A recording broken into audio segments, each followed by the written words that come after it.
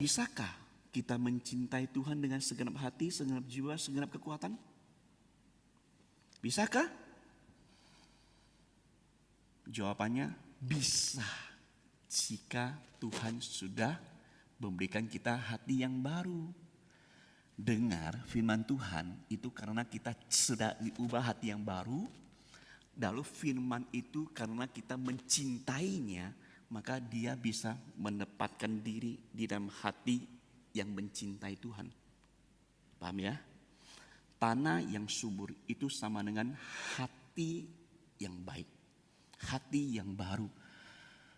Tapi gak bisa saya mencintai Tuhan. Maka perhatikan di dalam Ulangan 30 ayat 6. 30 ayat 6 mengatakan seperti ini. Saya baca untuk dari ayat 5. Tuhan Allahmu akan membawa engkau masuk ke negeri yang sudah dimiliki oleh nenek moyangmu. Dan engkau pun akan memilikinya pula. Ia akan berbuat baik kepadamu dan membuat engkau banyak melebihi nenek moyangmu. Ayat 6. Dan Tuhan Allahmu akan menyunat hatimu dan menyunat hati keturunanmu sehingga engkau mengasihi Tuhan Allahmu dengan segenap hatimu, dengan segenap jiwamu dan dengan segenap kekuatanmu supaya engkau hidup. Jadi hati bisa menerima firman di sini untuk membuka kuping kita. Itu adalah bagaimana Roh Kudus itu menyulatkan kita, atau di dalam bahasa Perjanjian Baru melahirkan barukan kita. Melahirkan kita. Jadi pertanyaan kita adalah, apakah Bapak Ibu dan Saudara sudah dilahirkan oleh Roh Kudus? Amin. Amin Bapak Ibu dan Saudara sekalian. Amin pun tidak kuat, ini gimana? Apa yang Bapak Ibu Saudara khawatirkan? Bapak Ibu sudah lahir baru tuh, sudah diberikan oleh Roh Kudus lahir baru. Yesus Kristus sudah menumpahkan darahnya bagi penebusan Bapak Ibu dan Saudara sekalian kan? Amin. Lumayan. Yakin saya hari ini bisa datang ke sini karena Tuhan menarik saya dan saya ada muridnya, saya ada anak-anak Allah. Sekarang kita kembali ke Lukas 8. Apa yang menjadi pesan inti dari Lukas 8 ini? Ada di ayat 10.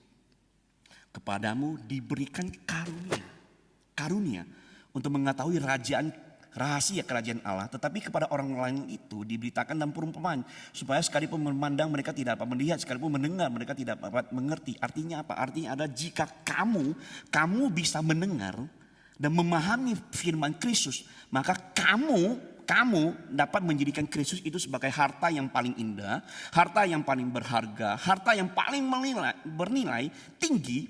Dan itu karena Tuhan telah memberikan kepadamu karunia untuk mengetahui kerajaan Allah. Sekali lagi ya, artinya apa?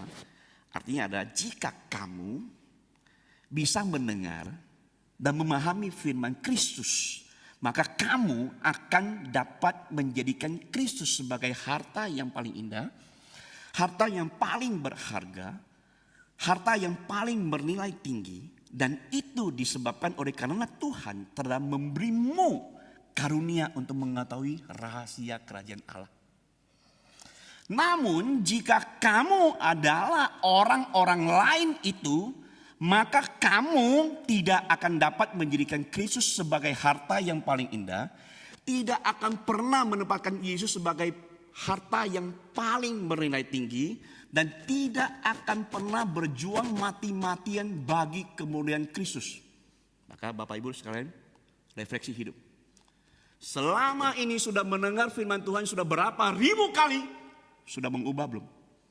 Sudah mengubah Bapak Ibu tuh bisa melihat Yesus itu sebagai yang paling indah, sebagai yang paling berharga di antara semua yang ada di dalam dunia ini. Bahkan Yesus mengatakan ketika saya menemukan itu, saya akan jual dan lepaskan semua hal-hal duniawi untuk mendapatkan itu. Maka Bapak Ibu adalah murid. Tetapi selama ini apabila Bapak Ibu dan Saudara sudah mendengarkan firman Tuhan yang terus menerus, tidak pernah menganggap Yesus dan tidak pernah melihat Yesus itu sebagai yang paling indah, tidak bisa menjadikan Yesus itu sebagai yang utama di dalam kehidupan Bapak Ibu dan Saudara sekalian, maka Bapak Ibu dan Saudara adalah orang lain, bukan murid Yesus. Dua macam orang ini. Maka Bapak Ibu pulang, pikir baik-baik, doa baik-baik. Tuhan, firman ini peringatan, bukan hukuman. Waktuku belum habis karena aku murid. Engkau sabar kepada aku karena engkau memberitakan peringatan itu pada pagi hari ini. Maka saya percaya, saya murid. Walaupun saya begitu sulit untuk memahami, saya begitu lamban untuk mengetahui, untuk memahami firman Tuhan itu. Maka Tuhan tolong saya, supaya saya bisa melihat apa yang Engkau katakan. Saya bisa menjadikan Engkau sebagai harta yang paling indah, melebihi apa yang aku miliki.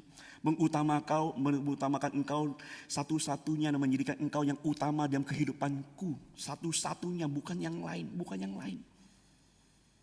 Tolong saya Tuhan, tolong saya.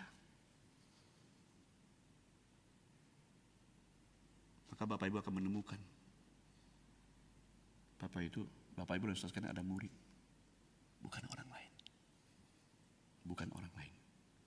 Jadi ketika berarti Bapak Ibu itu pulang, kok enggak ya? Sudah dengar ribuan firman Tuhan, kok belum menjadikan Yesus sebagai Tuhan Juru Selamat yang terindah, yang melampaui apapun dalam kehidupan saya. Kok belum ya? Ini peringatannya. Saudara, Bapak Ibu dan saudara adalah murid, bisa menjadikan Kristus itu sebagai satu-satunya dan berjuang masuk melalui pintu yang sesat. Oke, Bapak Ibu mengerti firman Tuhan hari ini? Mengerti? Amin? Amin ya. Jadi sekali lagi, perhatikanlah cara kamu mendengar. Karena cara kamu mendengar menentukan identitasmu itu siapa. Itu kamu adalah murid-murid Kristus. Kiranya Tuhan menolong kita dan Tuhan terus membantu dan memimpin kita sehingga kita ini adalah murid yang mungkin kurang. Tuhan mengerti dan Tuhan pimpin kita supaya di dalam prosesnya Tuhan membuat kita melihat Tuhan itu semakin jelas, semakin murni tanpa halangan apapun lagi, sehingga saatnya kita akan menjadikan Kristus sebagai satu-satunya harta yang paling indah, harta yang patut untuk diperjuangkan mati-matian, bahkan korbankan apapun untuk mendapatkan itu. Kita pun rela. Mari kita berdoa.